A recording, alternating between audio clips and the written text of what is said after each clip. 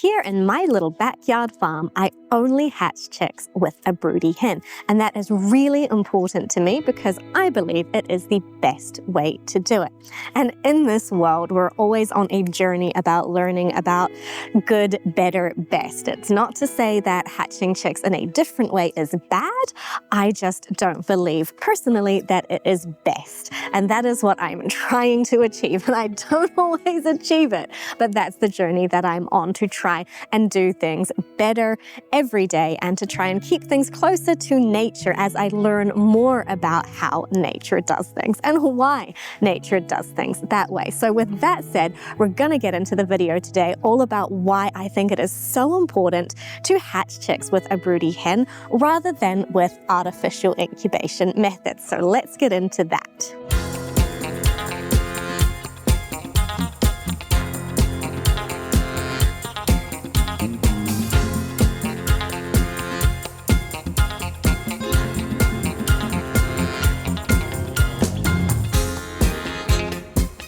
We have ended up in this crazy world where using incubators and brooding boxes for hatching and raising chicks has become normal. It's become the default. So when you jump on the internet or read a book and look into the process of raising chicks, that is the information that you're going to find. If you search on Google about raising chicks, all the information is going to be about using an incubator and a brooding box and the whole process of raising chicks all by yourself on your own as the human.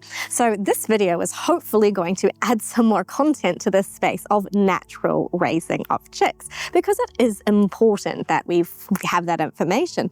Because when I was looking for specific information about this topic, I had to wade through so much about incubators and brooding and lights and humidity management, all the stuff that I wasn't looking for. I was looking for, how do I do this? How do I do this with a broody hen? So we've ended up in this situation where the default position is to use technology. It is to use human intervention. It is to use the perception of control over a natural process. And that is the way things are done, rather than how I think it should be, where the default is how the hen does it, how nature does it. And we only step in with other kinds of interventions if there is a good reason to do it. I don't think an artificial system should be the default way we approach natural processes like raising chicks from eggs. In order for humans to be able to do a good job of incubating and brooding chicks, we need to invest in pretty expensive equipment to make that happen, because you really need to invest in a reputable brand, and those are expensive in order to get a good result, because the knockoff versions, the cheap versions, they do not do a consistently good job. You might get lucky or you might not, and you might get lucky once or twice and then not. And we are dealing with living beings here. I feel like we need to take responsibility for doing the best we possibly can. We do not want to be the ones responsible for interrupting that process if we just have poor equipment. You don't want to lose chicks because you have poor equipment. And it's expensive. It's expensive to get a Brinzy brand incubator. They're expensive. They do a great job, a really great job, but they're really expensive. So it's a big investment when a broody hen can do all of that for you for the price of the hen and her food. And in a lot of cases, people will give away broody hens because hens that go broody a lot can be a bit inconvenient. But yeah, when humans come in and want to control the situation, we're adding a whole bunch of additional things to the process that are going to hit your wallet, and it's way more time consuming. And by the looks of what I read on the internet when I was researching this stuff for myself, it sounds really stressful. When the hen is doing it, a lot of that responsibility is coming away from you, the human, and onto her, the hen, and really that's on her at that point. So it is one of these things where you have to sort of change your mindset about how you look at it. The default shouldn't be, let's get the equipment to do it. The the mindset should be, let's do things in a natural way. Let's try and imitate nature as much as possible. You don't even have to imitate nature if you're going to use a mother hen to raise chicks like nature intended. Now, I am not immune to the default being artificial, to this sort of cultural phenomenon of not trusting natural processes. I have not used an incubator from start to finish, but I'll tell you a little story about when I dipped my toe in the water of using an incubator in just a moment. But when I started raising chicks, I got too involved in the process because I wanted the information. It was fascinating, but I didn't need that information. I didn't need to go and check the eggs under the hen all the time. I didn't need to candle the eggs. It was cool and I liked doing it and seeing the chick developing inside the egg, but I was interfering in natural processes. And potentially I contributed to lower hatch rates or just generally causing an interruption in a process that should be just left alone. So it took me several hatches to just learn to control my impulses, step back, and just let the hen do her thing. And over time, I worked out a system that worked well. I tried just leaving hens sitting on their nests wherever they chose to set up. I tried moving them to other places. I tried a few different things, and then I worked out a system, and you can see that system in the How to Hatch Chicks with a Broody Hen video, but a quick overview is that I set the space up for the hen, I put her in the space, and then I pretty much just stay hands off until the process is done. I'll tell you now about the one and only time that I used an incubator.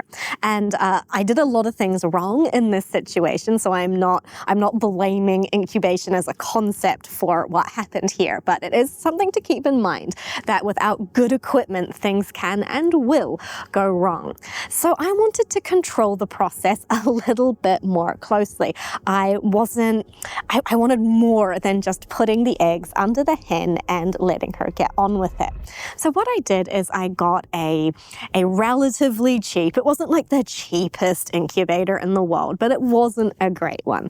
I got an incubator and I started some eggs. And my intention was to move those eggs under the hen at about sort of a few days before hatch, sort of day 18, which is referred to as a lockdown, when you stop moving the eggs in preparation for them hatching.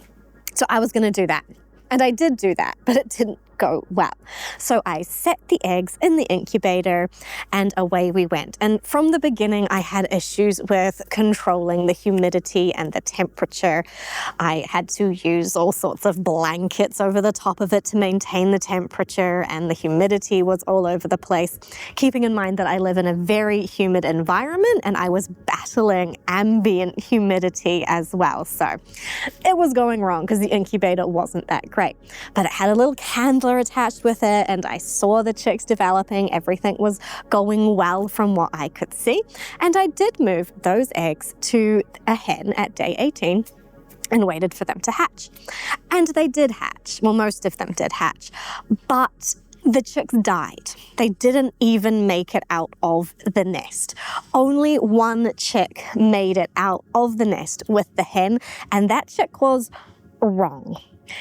It looked a little off, and that chick didn't make peep, peep, peep chick sounds. And the thing you do need to understand about hens and chicks and the relationship that they have together is that it is heavily influenced by them hearing each other. The chicks hear the hen, she calls to them, she tells them lots of different information depending on what calls she makes. And the chicks, their peeping sounds, whether it's contented peeping or alarm call peeping or, hey, you've left me behind, come back and get me peeping, that is what the hen uses to know what's going on with the chicks. So if the hen doesn't hear the chick, if the chick is not making noise, there is a major issue in the relationship that they can have together, and that chick ended up just disappearing. I assume because it was a little bit weak and it wasn't making the noise, and the hen probably just forgot she had a chick because she couldn't hear it. And chickens are not wildly intelligent creatures. They heavily run on instinct. That chick was not able to be in the correct instinctual relationship with that hen. So it went really, really wrong. And there was not an issue with that hen. She had raised babies for me in the past. She was a good hen. That's actually why I picked her for this, failed experiment. And there was nothing wrong with the eggs because they're the exact same eggs that I had previously and then continued on to use to raise beautiful, strong, healthy chicks. So that was pretty brutal. That was a pretty brutal learning experience. And I was like, okay, this was all on me. I made some pretty bad mistakes here that had some pretty nasty consequences. And I decided I was absolutely not going to go down that pathway again. Over time, I have become less and less involved, less hands-on with my broody hens and their clutches of eggs while they're sitting. And it took me a little while to get there, but I have just had the most successful hatch that I've ever had, where I got 10 chicks from 13 eggs. And I was just super, super hands-off for that whole process. So all I did for this latest hatch, which is the chicks I'm talking about in my chick raising series, they're really, really cute. I set the pen up for the hen, I set up the nest, made sure that she was happy, gave her the eggs, and that is it. That is all I did. Now, I checked on her just with my eyes. I didn't move her. Checked on her to make sure she was all right. I observed her behavior. I made sure that I saw some broody poops happening, so I knew she was getting off the nest. I observed if her food was getting eaten, things like that. Obviously, I didn't just walk away and leave her for 21 days. But I did not interfere with her. I checked on her. I did use my nose to smell, not right up in her face, but just the environment around her. So just in case something had gone wrong with one of the eggs, I would be able to smell if things were going wrong, but it wasn't an issue. And after she had hatched out those beautiful 10 little chicks, and I didn't know how many chicks there were until she got up off the nest and brought them out because I did not interfere, I saw that she had only 2 eggs unhatched. They were probably infertile because I was sort of expecting more eggs to be infertile at this time of year with it being autumn here in New Zealand. And 1 egg had just completely disappeared. Now that's not unusual, but it means that that egg probably broke and the hen herself cleaned it up because there was no sign of there having been that egg at all. So I didn't have to do anything. I left her alone and she hatched 10 chicks from 13 eggs, which is pretty phenomenal hatch rates, particularly in an environment like we have here where the humidity is all over the place constantly and usually quite high. So I was really happy with that. And that just reinforces my belief system about nature having figured it out. And if we just trust nature and stop thinking that we know better or that we need to control the situation or have a say in it, if we just trust and have faith in that and have some humility as humans that we actually don't know things sometimes, we're going to get really, really good outcomes. Once a hen has hatched her chicks, that's when the magic really, really starts to happen. It is so beautiful watching a mama hen with her chicks. She is so protective, so caring. She gathers them all together. She takes them around different places. She keeps them under cover. She goes out and she shows them how to be chickens. She passes on her knowledge to them. She has different calls that she uses to tell them whether something is good or they should avoid something. So she can show them what things are good to eat and tell them what things they need to avoid. She will let them know what the threats are in their environment. So they're learning all of this while they're really little, while they've got someone watching over them closely. which is so much better than them being raised indoors or separate from the rest of the flock, where they then have to come out and learn all of that stuff when they get outside, and they might be 10 weeks old by the time that happens. But here they're learning from essentially hatch day, but certainly by day 5, they're out, they're running around, they're learning about their environment, they're being taught about how to be chickens. Because chicks don't need other chicks to be teaching them these things. They need an adult chicken to show them. They're hardwired. Again, chickens run on instinct and not a lot of logic or reasoning. That's what they're hardwired to look for. They're hardwired to look for their mother, to follow their mother, and to do the things that she tells them to do.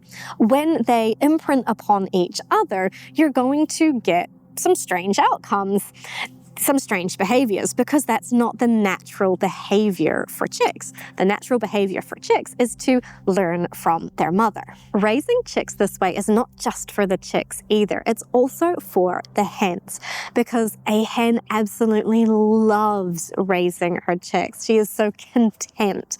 I mean, she almost looks proud when she has them cruising around with her. So it's just really beautiful, and is adding so much to her life, because that is what she wants to do. She wants to have those babies. So it's really, really beautiful. And when the chicks are out getting exposed to their environment, they're building up disease resistance as well. So you do not have that risk, or it's much, much more minimized for when you take the chicks from their contained environment inside in their brooder to the outside. You have quite a disease risk where they're suddenly getting exposed to things for the first time. Well, if you do it with a broody hen just out cruising around in the environment, they're getting little disease exposures constantly, and they tend to remain quite healthy. So I don't use medicated chick starter, and whilst I do keep a coccidiostat on hand in the fridge if I need to use it, because coccidiosis is an issue for chicks, and raising them with a broody hen doesn't completely take away that risk. But I have only ever had to use it once for one chick. In all the hatches I've done and all the chicks that have been raised here, I have only had that situation one time, and it was fine. The chick was fine. I used the coccidiostat for like 3 days and the chick was fine. Everything was totally fine. So you have much, much healthier birds when you're able to do it this way. One thing that people will say is one of the reasons they want to raise their chicks by hand themselves is because they want their chicks to grow up to be tame chickens. And that is valid. If you hand raise your chicks, they will be more tame than if a hen raises them. But I don't think that that is a good enough reason to go against all of the benefits that you get from doing it nature's way, because you can still have tame chickens by raising them with a broody hen. You just have to spend a bit more time with them later in life when they're a bit older, once their mother has sort of been done with them. But chickens are not really a sort of animal that is supposed to be a cuddly pet. It's not in their instincts. It's not what they have been raised for over time.